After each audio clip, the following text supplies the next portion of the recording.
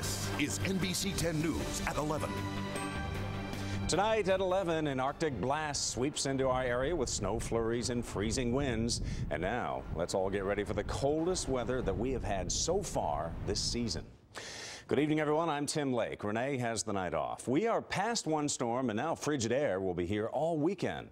And then an even bigger storm threatens for next week. Let's get right to Glenn now for the latest. Glenn? All right, Tim, we're just beginning to see the edges of this Arctic air mass with wind chills in the single digits. And just to give you an idea of how cold this air mass is, we go back, it's 1 degree for the wind chill in Chicago, but up in Canada, look at that, 52 below. That's not the North Pole, that's just central Canada. The air temperature in International Falls, Minnesota dropped to 46 below this morning. Well, we're 21 now. We have readings in the single digits in the western portion of the state. That air is coming here. The wind chills are getting close to zero up to the north and west, and that Arctic air mass is going to be with us the entire weekend and even into Monday. That's also going to set us up for the next storm that's going to come in. Obviously, it's going to be cold enough to start as snow. I'll tell you what to expect from that. Could be a pretty significant storm. Coming up with the 7-day forecast in just a few minutes. All right, Glenn, thank you. It's being called a life celebration. Tonight, relatives, friends, and co-workers all come together to honor the young PGW worker killed in this week's violent gas explosion in Tacony. NBC 10's Rosemary Connors is live now in Fox Chase, where mourners remembered Mark Keeley tonight. Rosemary? That's right, Tim. People have been streaming in and out of St. Cecilia's Church here in Fox Chase all evening long. This is the parish where Mark Keeley went to grade school, where he played sports, coached CYO basketball, and tonight it is the place where they are celebrating his life. I don't just know words to explain. It's just something that shouldn't have happened. It's just not fair. He's 19 years old. It's just too early. On what felt like one of the coldest nights, they kept close, there for only one reason. The best I knew Mark is that he wouldn't want anybody being upset right now. I think right now is like it's not a time to mourn the loss. We've done that for the past few days. It's time to celebrate his life.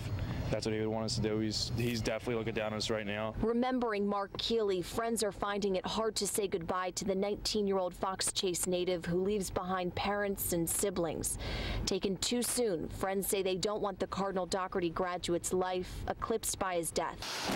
On Tuesday night, an explosion from a 12-inch gas main leak in the city's Tacony section took Mark's life and injured 4 PGW workers and a firefighter also on scene. Mark, a PGW gas line worker, started his job in September. I know a few people that work for PGW. I mean, I thought of something, but I didn't think there's any way. I mean, there's so many PGW, like, no way it could be any of my friends. And then when I woke up the next morning and heard the news, it was heartbreaking. He told me that when he first got the PGW job, he was going to work there for the rest of his life. Friends from Mark's basketball league who played with him for years tell me Mark wanted to follow in his father's footsteps. He also worked for PGW. They describe Mark as the kind of guy you could always count on. He was a great kid. You know, he'd give you the shirt off his back if you needed it. Every time he walked into a room, everybody laughed. I mean, you just put a smile on your face. You have a bad day, you see Mark, everything changes. A viewing and funeral for Mark are scheduled here for tomorrow morning. Those friends of Mark's from his basketball league say they plan to hold a memorial tournament for Mark in April. Any money raised they will donate to the parish in hopes of naming the gym here after Mark. Reporting live tonight in Fox Chase, I'm Rosemary Connors, NBC 10 News. All right, Rosemary, thank you. Tonight, a quiet and affluent community is shaken up after a series of home burglaries. And now police are warning people to lock their doors and to watch out.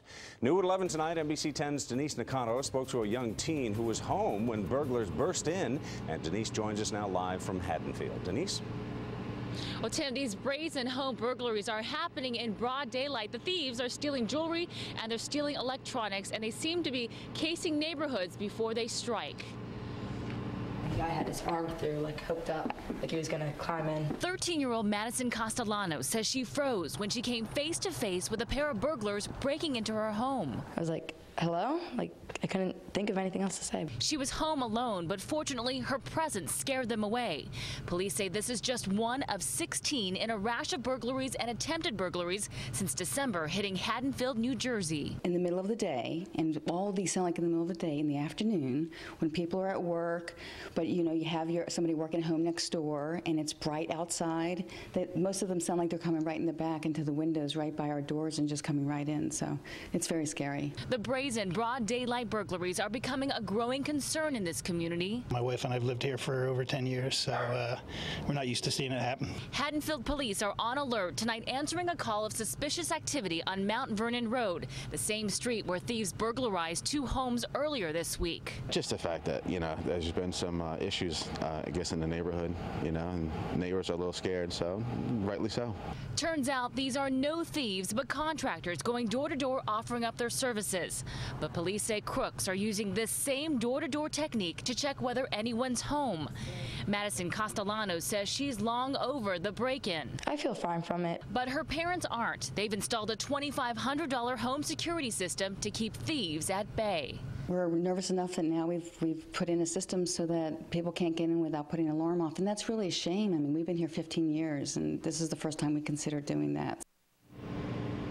Investigators say tonight it is unclear whether these crimes are connected to the same people. Police are asking neighbors to look out for each other and for anything suspicious. Reporting live from Haddonfield, I'm Denise Nakano, NBC 10 News. All right, thank you, Denise. Arizona Congresswoman Gabrielle Giffords is in Houston tonight, going into a world-renowned long-term rehab facility.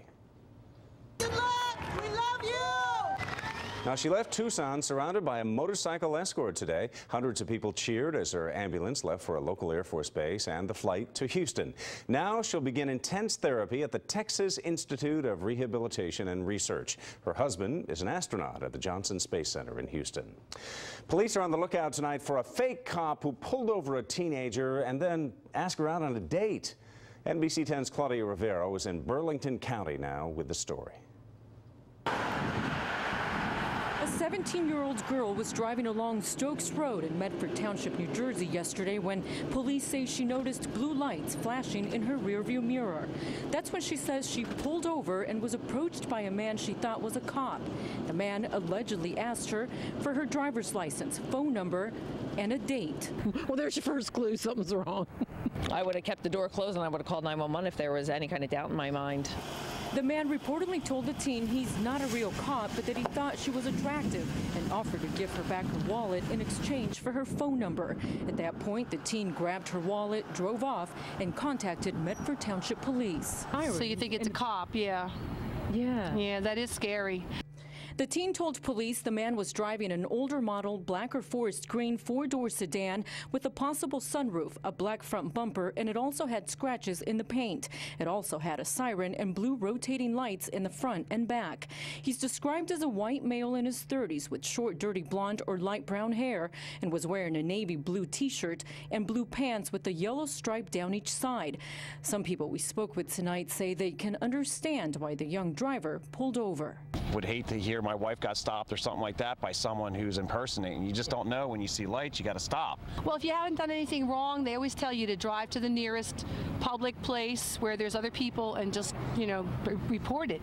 Medford Township Police say it's important to keep in mind that most of their vehicles in town are clearly labeled on each side. They have red and blue lights, and their officers always have a visible badge and a belt where they carry their gun, their handcuffs, and other gear.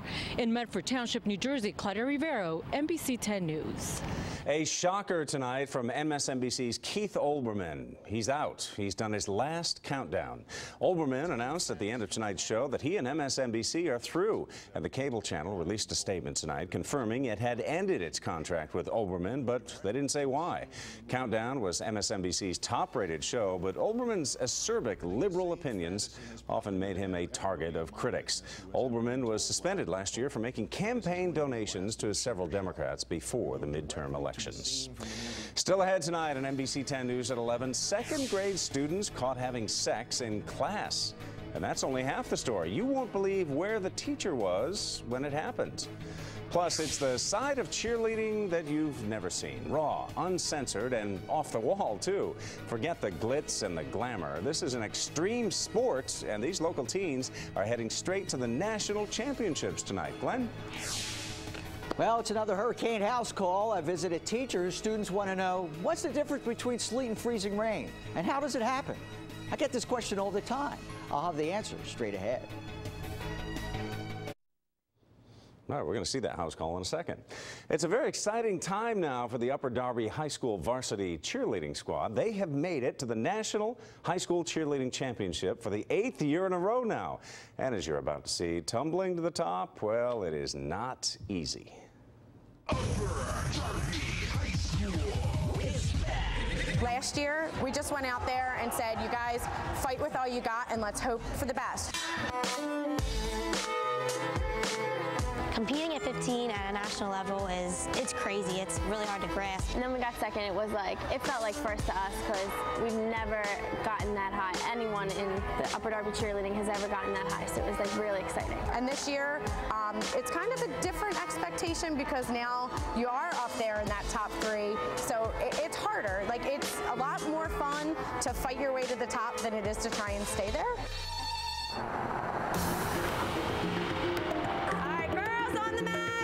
Stretched out, let's go.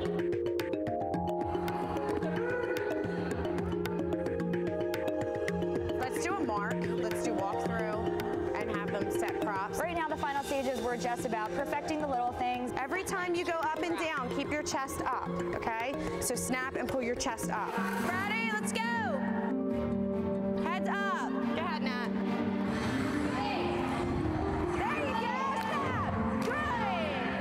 Every day you're in here for 3 hours a day, busting your butt to go to Florida.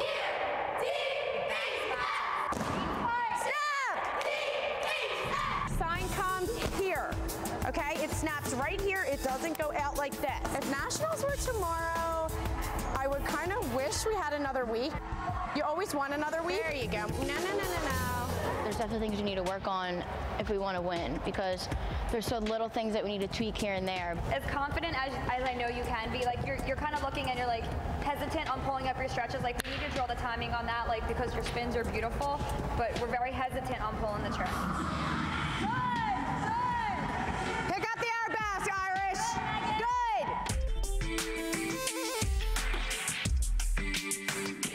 This year we have a lot more talent, I feel like, because we've just worked harder and like let it all go and just became like one.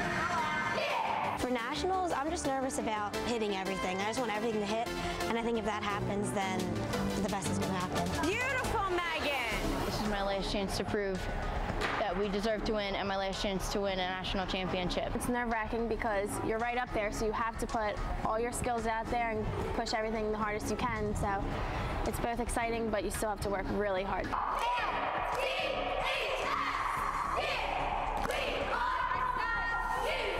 You need to want this, and you have 11 practices to get it.